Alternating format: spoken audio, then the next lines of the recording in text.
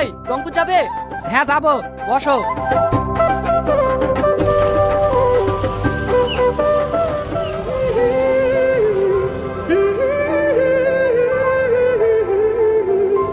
এই টোটো দাঁড়াও। এই ওঠ, নাম শিগগিরি। কি হলো চাচা, ছেলেটাকে ওরকম করছো কেন? আর বুঝলো না, এই ছোট টোটোটা উঠি আমার মেয়ের দিকে একভাবে তাকিয়ে আছে। এই মেয়ে দেখলে লাল পড়ে না, নাম শিগগিরি। আরে ছাড়ো চাচা, এই আর ঝামেলা করো না। এই তুমি একটু এইদিকে সরি বসো। না না, সরি বসলে হবে না, ওকে নামি দাও। ওই বললে হয় চাচা, আমাকে ভাড়া মারতে হবে না। দরকার হয় বারবার আমি দেবো, তুমি ওকে নামাও, আর যদি না নামাও তাহলে আমরা নেমে যাচ্ছি। না না চাচা, আপনাদেরকে আর নামতে হবে না, আমি নেমে যাচ্ছি। এই চাচাকে, তোর বাবা আমার ভাই হয় তো কোন চোদ্দ কিছু চাচা হই, আমাকে আগে বলি যাও। সরি স্যার, আমার ভুল হয়ে গেছে। চাচা বলি লাইন ক্লিয়ার করছে, আমি কিছু বুঝিনি না। এই টোটো চলো।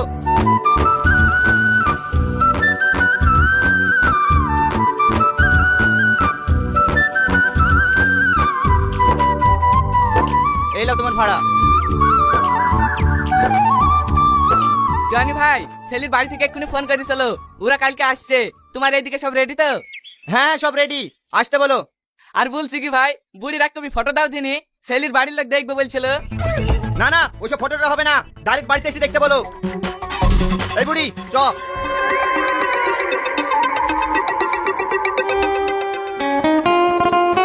অনেক কথাই তো হইলো, সন্ধ্যাও লেগে যাচ্ছে, এবার আপনার মেয়েকে একটু ডাকেন।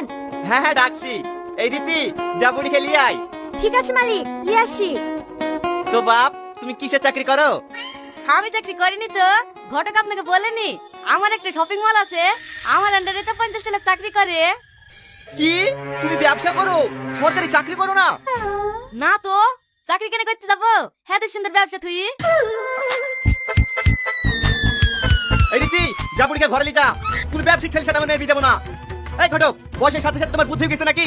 তোমাকে আর আগে বলিনি আমি সরকারি চাকরি করি, আমার মেয়ের বিয়ে যদি দিতে হয় সরকারি চাকরি করা ছেলের সাথেই দেবো। তা বলিস, কিন্তু এই ছেলেটাও খারাপ না, মাস গেলে 2 লাখ টাকা ইনকাম করে। 2 লাখ টাকা ইনকাম করে ঠিক আছে, কিন্তু কাল যদি ওর ব্যবসা বন্ধ হয়ে যায় আমার মেয়েকে খাওয়াবে কি? এক্ষুনি বেরো আমার বাড়ি থেকে, যদি কোনো সরকারি চাকরি করা ছেলে পাও তবে আসবে আমার বাড়ি। ঠিক আছে, চলো ভাই। এত কমা কমা ভোট বানাবে, দুদিনও চলবে না। কোম্পানিগুলো হয়েছে সেরকম, সাধারণ মানুষ কিভাবে লুটতে হয় সেটা খুব ভালো করেই জানে।